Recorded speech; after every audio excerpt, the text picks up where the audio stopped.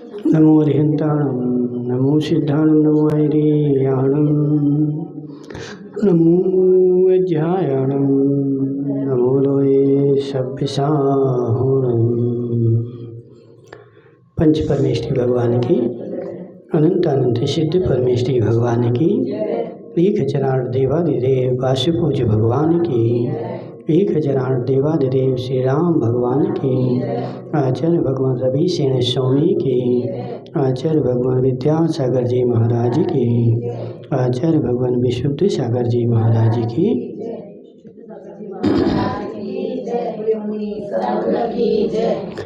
यहाँ पे अपना पद्म पुराण चल रहा है और जिसमें कल अपन चर्चा कर रहे थे कि राम और रावण का युद्ध शुरू हो गया था और अब तो जो है रावण भी युद्ध क्षेत्र में प्रवेश कर गया था। और रावण के युद्ध क्षेत्र में प्रवेश करते ही उसने जैसे ही बाण छोड़े तो सैकड़ों हजारों लोगों के सिर फुटबॉल के जैसे सारे मैदान में घूमने लगे। उसके बाणों के प्रहार से लोगों के सिर कट गए और कटे हुए सिर जैसे मैदान में फुटबॉल घूमती है ऐसे घूम रहे हैं। और फिर जो अकेले धड़ बचे वह धड़ मैदान में नाच रहे हैं। ऐसा वहाँ दृश्य बन गया पूरा, सिर अलग धड़ अलग। ठीक है, बहुत सारे योद्धा जीवन की आशा से विमुख हो शस्त्र छोड़कर पानी में घुस गए। अब जब वहाँ पे ऐसी धड़ उचक रहे थे और सिर फुटबॉल के जैसे घूम रहे थे तो बहुत सारे योद्धा जो थे वो अपने जीने की आशा छोड़ करके पानी जो भरा था उसमें घुस गए कि हमें लड़ाई नहीं करना है, हमें तो तुम छोड़ दो।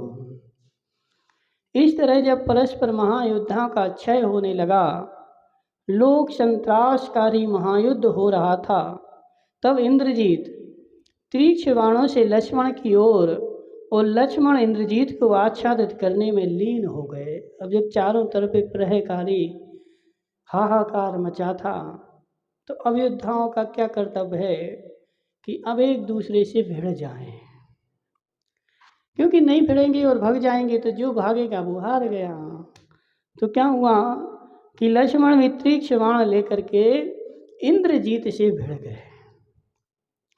इंद्रजीत ने अत्यंत महातामस नामक शस्त्र छोड़ा जिसे लक्ष्मण ने सूर्यास्त के द्वारा नष्ट कर दिया। लक्ष्मण ने सूर्यास्त्र छोड़ दिया और जो महातामस था वह सूर्यास्त्र के सामने नष्ट हो गया। तदनंतर क्रोध से भरे इंद्रजीत ने नाग बाणों के द्वारा रथ शस्त्र वाहन के साथ लक्ष्मण को बेष्टित करना प्रारंभ कर दिया।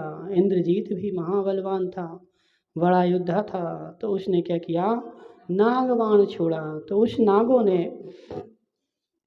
सारे रथ को, शस्त्र को, लक्ष्मण को, सबको बेष्टित कर दिया। तब लक्ष्मण ने गरुणास्त्र के द्वारा उस नागास्त्र को उस तरह दूर कर दिया जिस तरह महातपस्वी योगी पूर्व उपार्जित पापों के समूह को नष्ट कर देते हैं। तो उसने नागास्त्र छोड़ा तो इन्होंने गरुणास्त्र छोड़ा और गरुणास्त्र के द्वारा उनकी नागास्त्र का परिहार कर दिया। तदनंतर मंत्री समूह के मध्य में स्थित तथा हाथियों के समूह से वेष्टित इंद्रजीत को लक्ष्मण ने रथ रहित कर दिया। अब लक्ष्मण ने एक बाण चलाया तो इंद्रजीत जो था वो रथ रहित हो गया, उसका रथ टूट गया। इनके को कितने मजबूत रथ बाण रहते हैं जो कि लकड़ियाँ के नहीं रहते हैं, धातु के, लोहे वगैरह, चांदी, लोहा, पीतल सब मिला करके बनाए जाते हो बाण, समझ रहे। और इतने मजबूत भी होते, तुम जो सोचो कि 200-500 ग्राम का होगा, 200-500 ग्राम का नहीं होता है, 2-2, 5-5 किलो का एक एक बाण होता है। वो दमदार रहते ना हाथों में, जिसने कोटी शिला है वो उठाई है तो उसके हाथ मजबूत होते हैं ना।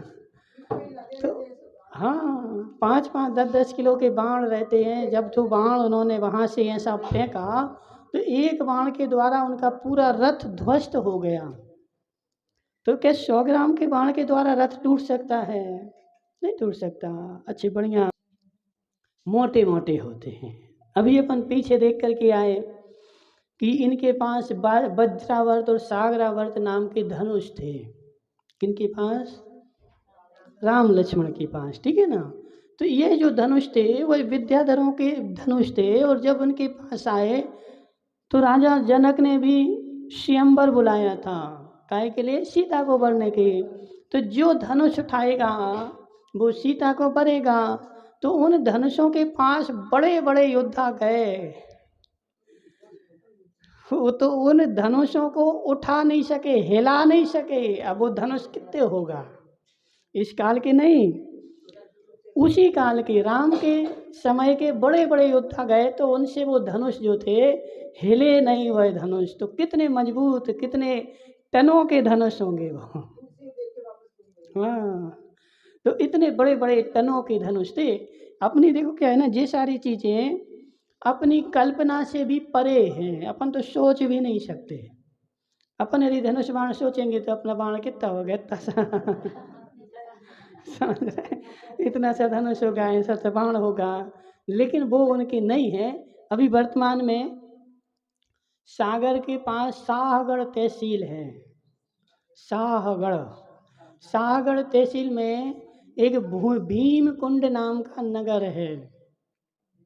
भीम कुंड नाम का नगर है। तो उस नगर में एक भीम कुंड भी कुंड है एक, उसको भीम कुंड बोलते हैं। तो वह उसका ऐसा लोग बोलते हैं, लोगों में ऐसा प्रचलन है कि वो जो कुंड है, जब पांडवों को अज्ञातवास हुआ था, वनवास के समय वह इस जंगलों में रहे हैं। तो जब भीम को पानी पीना था, प्यास लगी, तो चारों ओर उनको पानी नहीं मिला, तो भीम ने अपनी गदा जमीन में पटकी। तो वह जमीन में गदा पटकी तो वहाँ एक कुंड बन गया, पानी भर गया। तो आज के समय में जितने गोताखोर हैं, बड़े बड़े गोताखोर आ गए, उसके नीचे गए, लेकिन उनको ये पता नहीं कि ये कितना गहरा है। अभी है। वो लोग बोलते हैं कि वो कभी भी आज तक खाली नहीं हुआ। उसमें 2-2, 4-4 मोटरें 12 महीना चलती रहती हैं। बड़े बड़े गोताखोर आ गए उसको देखने के लिए कि यह कितना गहरा है, इसको नापें।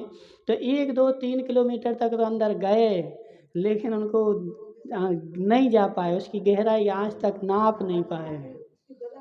हाँ, तो हम क्या बोल रहे हैं कि उन भीम की गदा में कितनी ताकत है, और वो थोड़ा सा नहीं है, कम से कम 40 फीट का चौड़ाई है उसकी, 40 फीट चौड़ा है।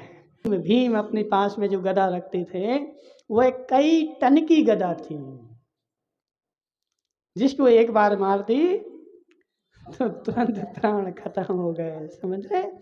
तो जी मोक्षगामी जी महापुरुष हैं, इनकी लीला जो है अपार है, अपनी सोच से भी परे है। यानी अपन उस वस्तु को सोच ही नहीं सकते कि इनकी लीला क्या थी। जिस महापुरुष हुए हैं तो इन महापुरुषों की लीला अपार थी।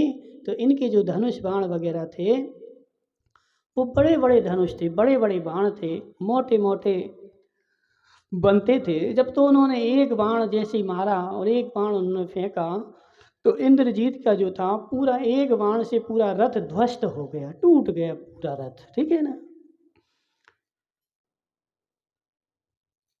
तब वचन और वचन तथा क्रिया से अपनी सेना की रक्षा करते हुए इंद्रजीत ने ऐसा तामस शस्त्र छोड़ा कि जिससे महा अंधकार से रावण को छिपा लिया।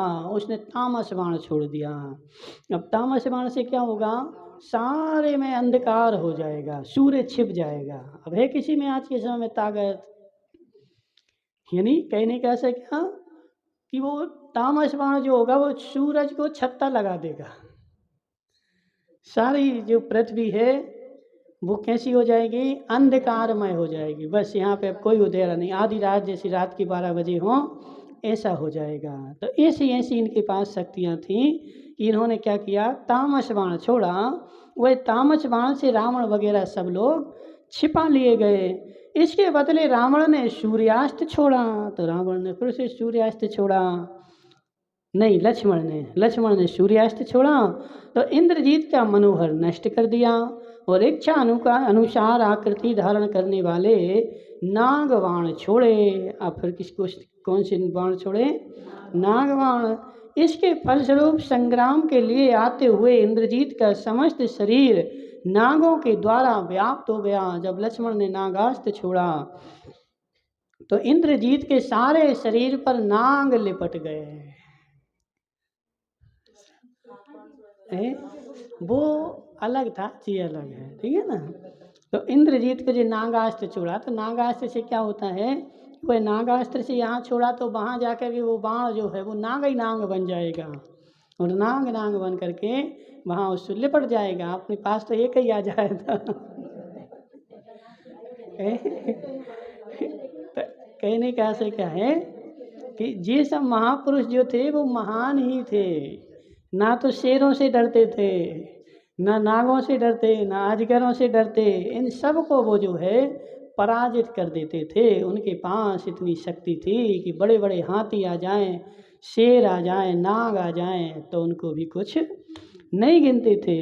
तो इस इंद्रजीत का समस्त शरीर जो था वो नागों के द्वारा व्याप्त हो गया।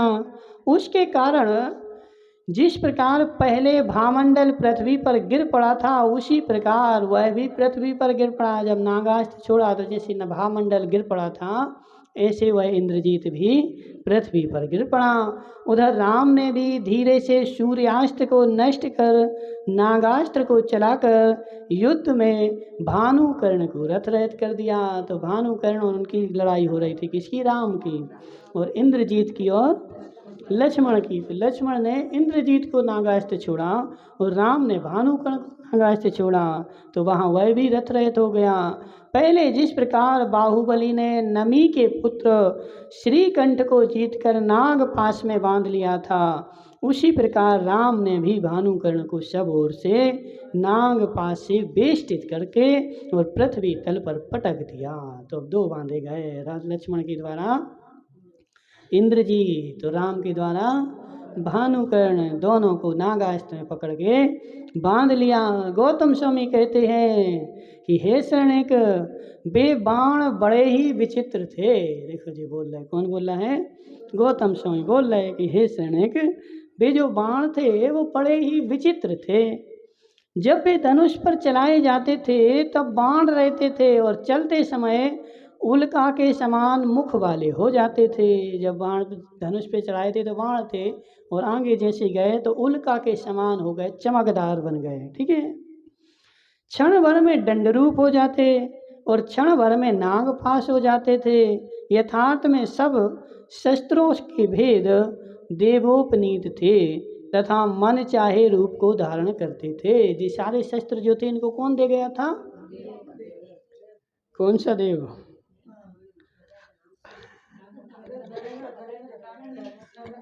अभी बताया था ना, 2 दिन पहले, 2 दिन पहले एक देव आया था, गरुणेंद्र देव आया था। इतनी जल्दी तुम लोग भूल गए।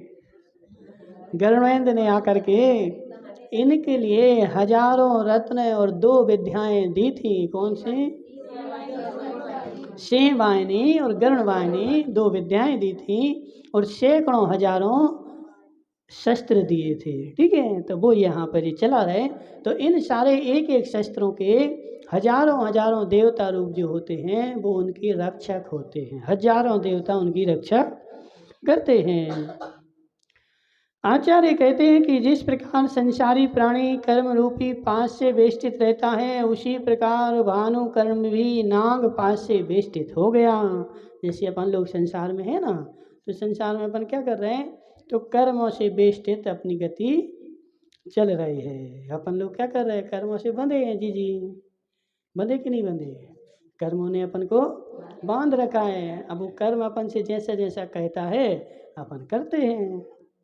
जैसा कर्म उदय में आता है वैसा अपन करने के लिए तैयार हो जाते हैं, उसके अनुसार चलते हैं, क्योंकि अपन को उसने बांध रखा है। तो जैसे अपन को कर्मों ने बांध रखा है, ऐसे ही भानुकर्ण को नाग पास ने बांध लिया। तदनंतर राम की आज्ञा पाकर भामंडल ने उसे अपने रथ पर डाल लिया। राम ने आज्ञा दी कि अब एक काम करो, ये बंध गया तो अब इसको छोड़ो नहीं, उठा लो।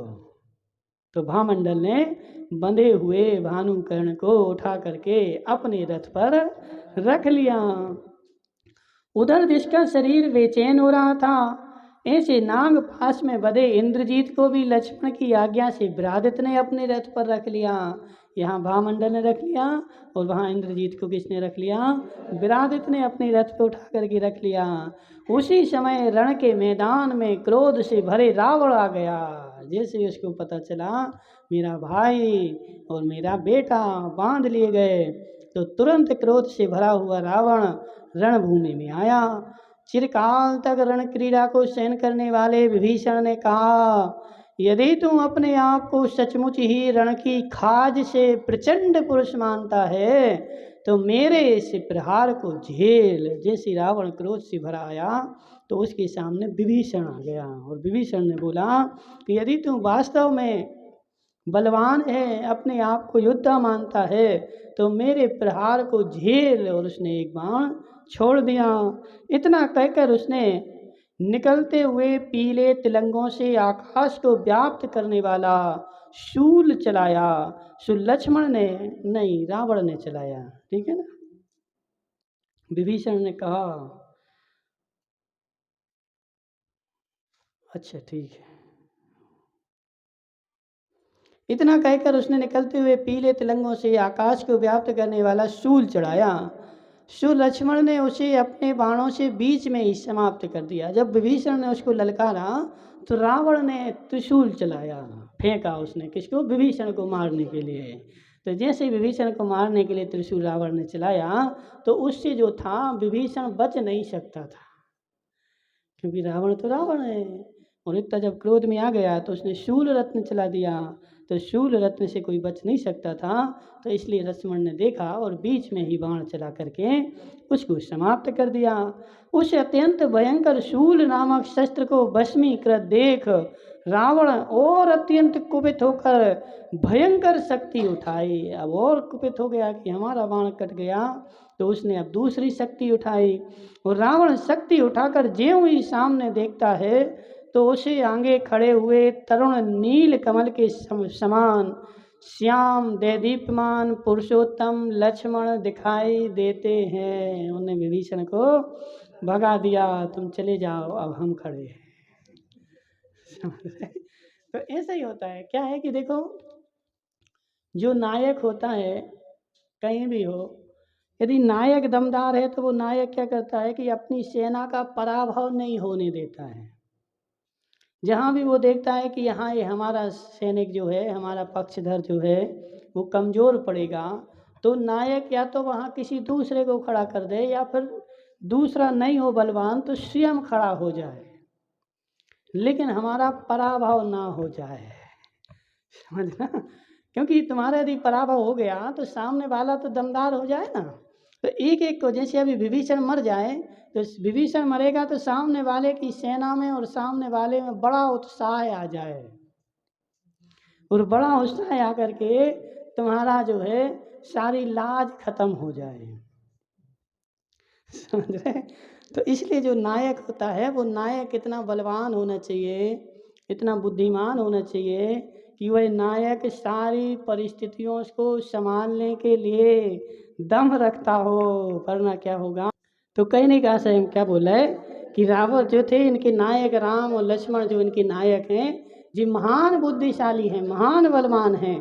अब वो भले एक से भले लड़ रहे, लेकिन सब जगह नज़र लगाए हुए हैं कौन क्या कर रहा है, कहाँ क्या हो रहा है। जहाँ उनकी जैसे ही रावण के ऊपर नज़र थी, रावण क्रोधित हुआ तो लक्ष्मण ने विभीषण को हटा दिया, तुम हट जाओ, हम सामने जाते हैं।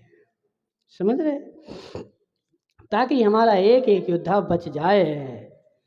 लक्ष्मण को देख प्रलयकालीन मेघ समूह के समान गंभीर शब्द करने वाले रावण तारण करते हुए के समान इस प्रकार बोले कि जब मैंने तुम्हारा दूसरे का वध करने के लिए शस्त्र उठाया है, तब तुझे मेरे निकट खड़े होने का क्या अधिकार है। कि अभी जो हमने जो अस्त्र उठाया है वो दूसरे के लिए उठाया है, तू सामने क्यों आके खड़ा हो गया, तुझे क्या अधिकार है सामने खड़े होने का।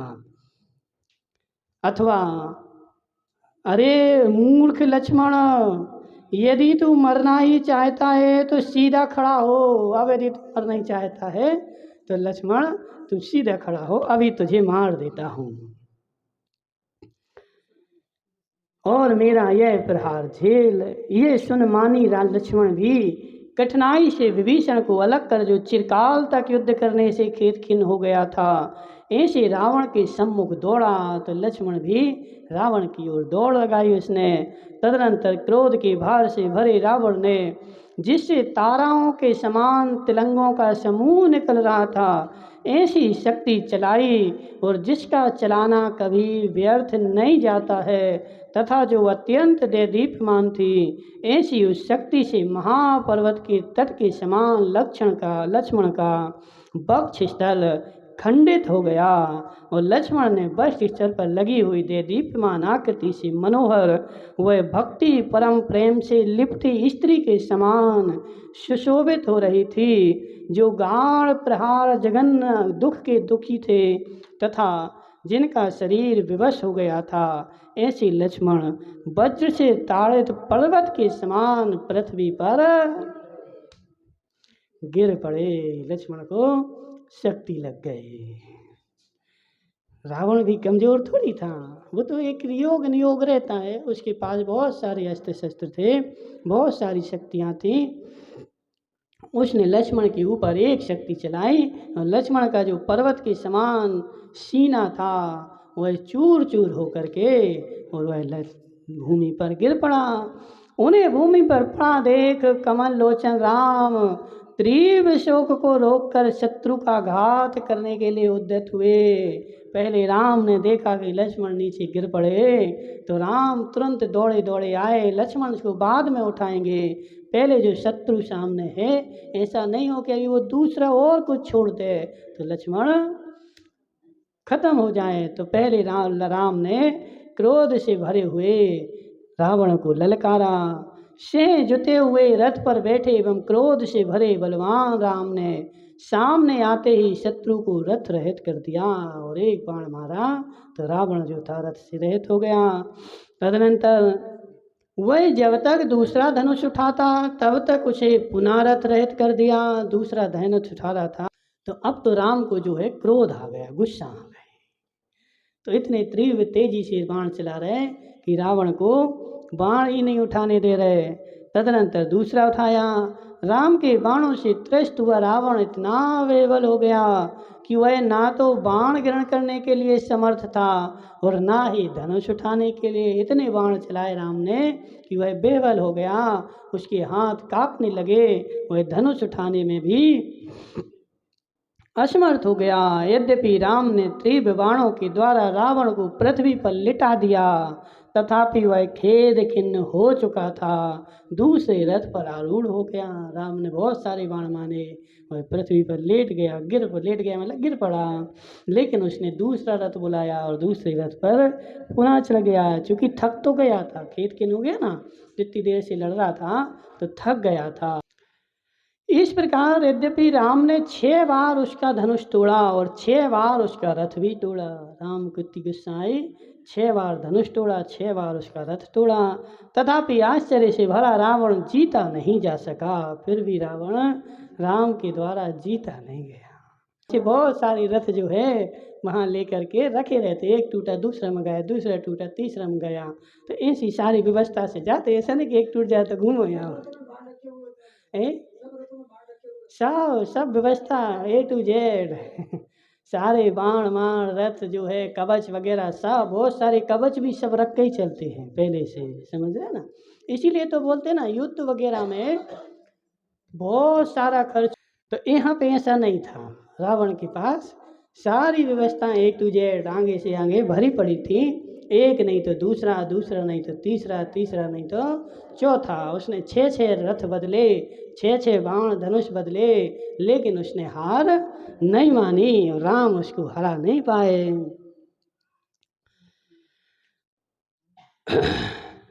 तब परम आश्चर्य को प्राप्त हुए राम ने उससे कहा कि आप जब तक इस तरह मृत्यु को प्राप्त नहीं हुए तब तक अल्पायुष्क नहीं हो, यह निश्चय जान पड़ता है। तो इसमें क्या बोल रहे, कि जब इतना सारा रावण थक गया, 6 बार धनुष टूट गए, रथ टूट गए और नीचे गिर पड़ा, उसके बाद भी रावण हारा नहीं, मरा नहीं और राम इतने क्रोधी हो गए। तो राम ने फिर बोला कि हे रावण, तुम इतने के बाद भी नहीं मर रहा है, तो इसका मतलब है कि अभी तेरी मृत्यु आई नहीं है। अभी जो है तेरी आयु थोड़ी सी और बाकी है, इसलिए तू नहीं मर रहा है। इतने मैंने बाण चलाए, इतने बाणों में तो कोई भी होता बच सकता नहीं था, लेकिन तू बचा है, तो इसमें तेरी आयु ही अभी बाकी है। तू जो है अल्पायु नहीं है। मैं समझता हूँ मेरी भुजाओं से छोड़े हुए वेगशाली तीक्ष्ण मुख बाणों से पहाड़ भी ढह जाते हैं। राम बोल रहे कि हमारी जो भुजाओं के द्वारा जो बाण छोड़े जाते हैं, उन बाणों के द्वारा तुझे तो ठीक, यदि बड़े बड़े पहाड़ों को भी बाण लग जाए तो पूरा पहाड़ नीचे गिर पड़े। अब कितना मजबूत होगा वो बाण, उस बाण के कितने तीव्र प्रहार होगा कि वह बाण बम से भी ज़्यादा मजबूत, कि सारा पहाड़ ही एक बाण से ढह जाए। ऐसे बाण राम ने चलाए थे।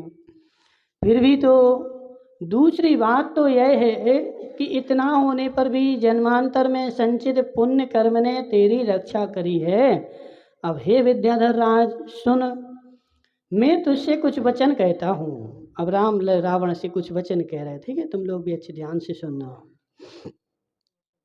संग्राम में सामने आए हुए मेरे जिस भाई को तूने शक्ति के द्वारा घायल किया है, वह मरने के सम्मुख है। यदि तू अनुमति दे तो मैं उसका मुख देख लूं। तूने मेरे भाई को घायल कर दिया ना और मरने के सम्मुख है, यदि तू अनुमति देता है तो मैं उसका मुख देख लूं। तदनंतर जो प्रार्थना भंग करने में दरिद्री था और इंद्र के समान जिसकी शोभा बढ़ रही थी, ऐसा रावण एवं अस्तु कहकर वैभव के साथ लंका की ओर चला गया। एवं अस्तु, ऐसा ही हो, तुम्हारी जो इच्छा है वह हमने तुम्हारी पूर्ति करी। तुम अपने भरे हुए भाई का मुंह देख लो, मैं वापस लंका जाता हूँ। और रावण जो है लंका की ओर चल गया।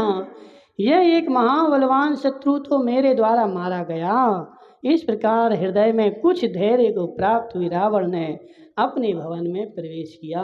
जैसे लक्ष्मण मर गया तो रावण को जो है शांति पड़ गई। कुछ आज खुशी हुई कि एक बलवान शत्रु जो है मेरे हाथ से मारा गया, और उस शत्रु के मरण की खुशी मनाता हुआ रावण अपने महल में प्रवेश कर गया, चला गया। ठीक है, पराक्रमी मनुष्यों के साथ स्नेह रखने वाले धीर भी रावण ने घायल योद्धाओं की खोज कराकर उनकी ओर प्रेम पूर्ण दृष्टि से देखा और इस तरह उनका खेद दूर कर अंतापुर में प्रवेश किया। अब ये भी देखो राजा का धर्म था कि दिन भर जो तुम्हारे लिए लड़ रहे थे, तो शाम को जो जो घायल हो गए थे उनको सबको देखने भी गया, उन सब का इलाज भी करवाया। जो दिन में घायल हो गए थे ना लड़ते लड़ते, उन सब का इलाज करवाया, उनको देखा, प्रेम पूर्ण दृष्टि डाली और उनको खेद खिन्न किया कि तुम टेंशन नहीं करना, तुम्हारी सारी दवाई की व्यवस्था। तो युद्ध जब होता है ना खूब खर्चा होता है। युद्ध में महीना भर युद्ध शुरू हो जाए तो खजाने खाली हो जाए। ये तो जब रावण वगैरह हैं, ये तो 6 खंड के अधिपति थे ना, इनके पास तो 6 खंड की विभूति थी, इनके खजाने खाली नहीं हो।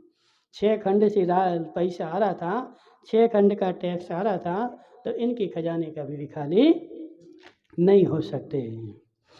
तो इस प्रकार रावण जो है सबके पास मिलने के लिए गया, उनसे पूछने के लिए गया और वहाँ पहुँच गया। भाई कुंभकर्ण और युद्ध करने वाले इंद्रजीत तथा मेघवान नामक 2 पुत्रों को शत्रु के पास रुका सुन लक्ष्मण शोक करने लगा। अभी तक उसको पता नहीं था, वो खुशी मना रहा था। अब जब घर जाकर के उसने देखा कि मेरा भाई भानुकर्ण और मेरा पुत्र इंद्रजीत तो लौट के नहीं आया, तो लोगों ने खबर दी कि वह तो शत्रु के द्वारा बंदी बना लिए गए। तो जैसे उसको पता चला वह जो था शोक करने लगा, रोने लगा।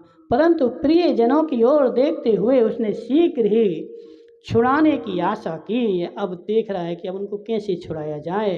तो गौतम स्वामी कहते हैं कि हे शरणक, नाना प्रकार के भावों को धारण करने वाले जीव अपने विविध आचरणों के अनुसार पूर्व भवों में जो कर्म का संचय करते हैं उन्हें उनका उदय अवश्य ही भोगना पड़ता है। गौतम स्वामी तो बार बार वही कहते हैं, समझ रहे कि पूर्व भवों में जो जीव ने अपने आचरणों के अनुसार कर्म का बंध किया है उनको इस भव में उस कर्म का उदय नियम से भोगना पड़ता है। पूर्व भव में इंद्रजीत वगैरह ने लक्ष्मण को मारा होगा तो इस भव में लक्ष्मण के द्वारा इंद्रजीत बंदी बनाया गया, तो अपने अपने कर्मों का फल सबको मिलता है और उसके उदय के अनुसार ही वे इस जन्म में निरंतर नाना प्रकार के फल भोगते हैं। इस संसार में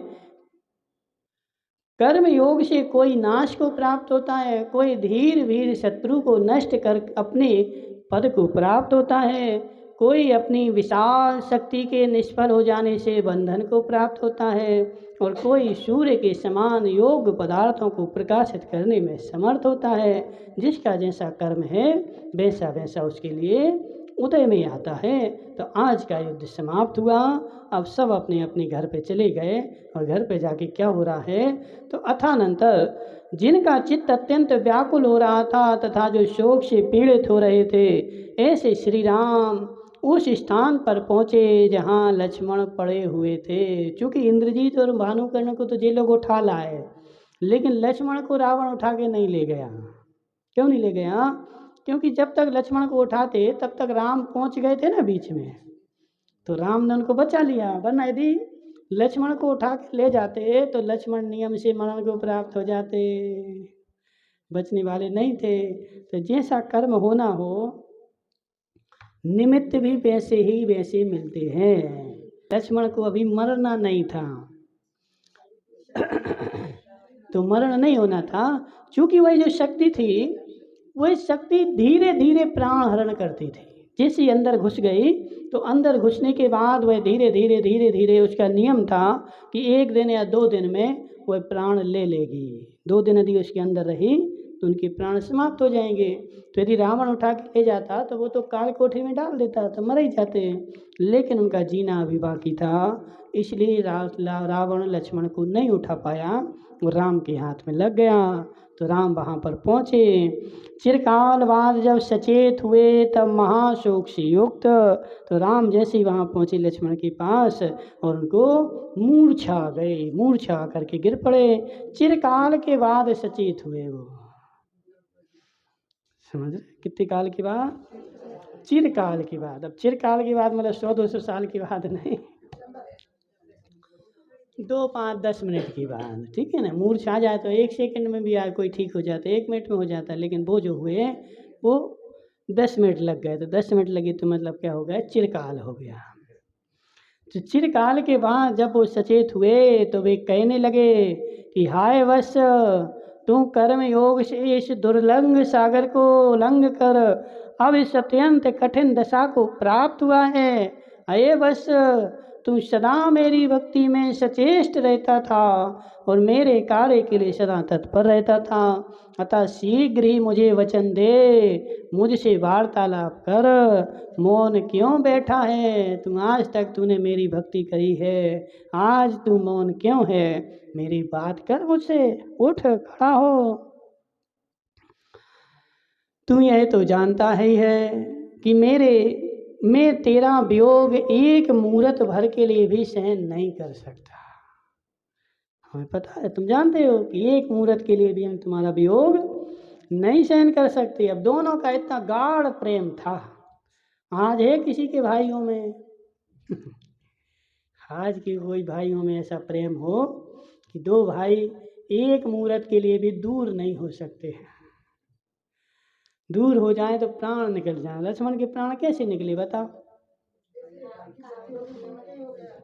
बस देव आया, देव ने परीक्षा ली, परीक्षा लेने के लिए लक्ष्मण से बोला।